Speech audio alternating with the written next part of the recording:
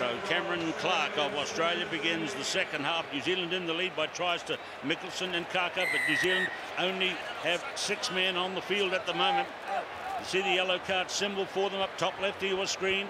Here is the hard-working Schuster, and now it's Jenkins. Can he get a pass away? Can he create space with the one-man advantage? Good work again by DJ Forbes of New Zealand.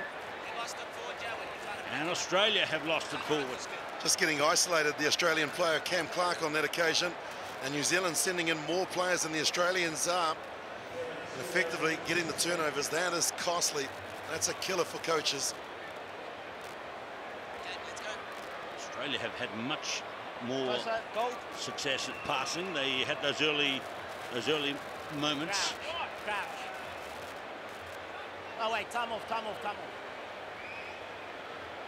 So substitute for Australia coming in to the team now is Afa Pakalani. We didn't call it. Stvizia came on and did it himself. It's complete now. And that's Jaladev coming off. Time back on. So that's a big blow for Australia with their very speedy outer back Greg Jaladev coming off. At the tunnel. Let's go.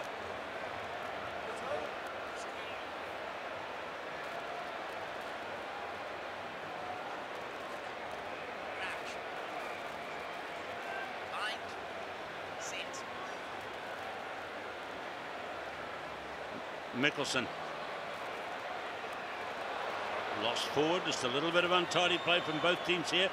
Ref playing advantage, and now goes back to tidy it up. Simple error there by Tilsley going into contact, and now New Zealand have returned to 7 players. So sitting down on the New Zealand bench, this is good. Brett Gosper, the head of the International Rugby Board, and to the right, Lord Sebastian Coe. Set. One of the people that brought the rugby sevens into the Olympic Games, but this is all. It's all not going well here for Australia because it's not going anywhere, isn't it? It's a pile-up. But let's see what Pakalani can do. Parahi has caught the 2 number 2s. Forbes over the top. That's the 22-metre line.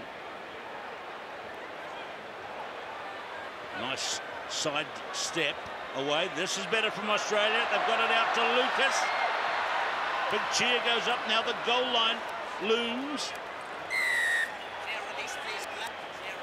Well, that's one of the first ones to Australia going in their favour. Tim Mickelson not releasing, says the referee from South Africa.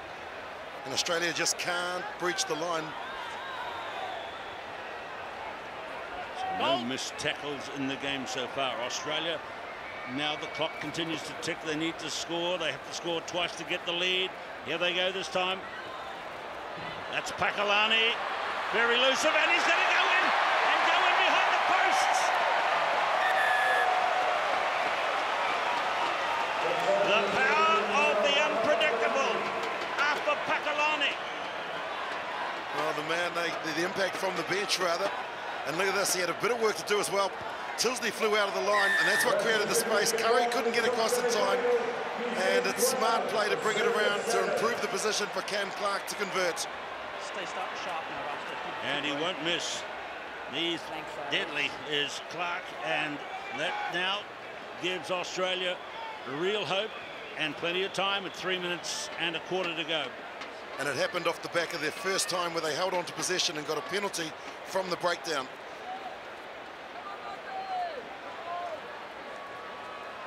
So Cameron Clark kicks off. It goes to Forbes. Parahi gets Forbes.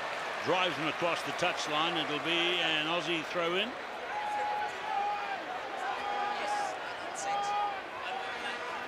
Just wait, Chris, hold it there.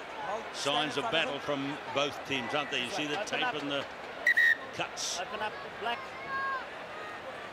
Okay, time back on. This is tense semi-finals rugby. You've got to attack in semi-finals to get through. This is an overthrow by Australia. Oh, it could have gone their way from the bounce, but lost forward by Con Foley, normally so reliable. Nail-biting stuff for Mick O'Connor. He won here as a member of an Australian Sevens team 32 years ago. And he's now signalled that he is giving up the coaching of the Australian Sevens team, and someone will soon come in to take his place. That hasn't been decided yet. They're working on that, but he'll be a hard man to replace. Sherwin Stowers is into the game. Mickelson bursts up the centre track. Lamb, this is better from New Zealand. Lamb to halfway. He's got Forbes with it. Over the top goes Stowers. Now it's with Lamb again. Lamb to the gap.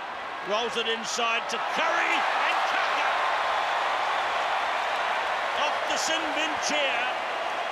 Goes in under the posts, and is that the one that might convert into a victory for New Zealand? Well, it's a cruel game as Sevens because Australia have dominated territory possession, and this is the last pass there. Look at the angle that Kaka ran, and Curry, the communication between the All Black Sevens team is outstanding.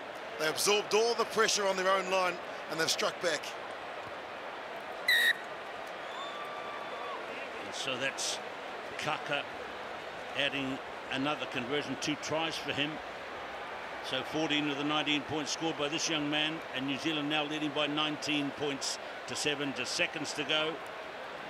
Australia continue not having beaten New Zealand this season. This is the 4th time they've played. It's always a tight tussle,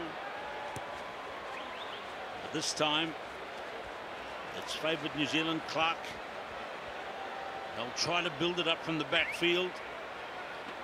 In desperation, coming into the game is Paul Asquith and now Nick Maloof. They've emptied the bench to get fresh legs into the game.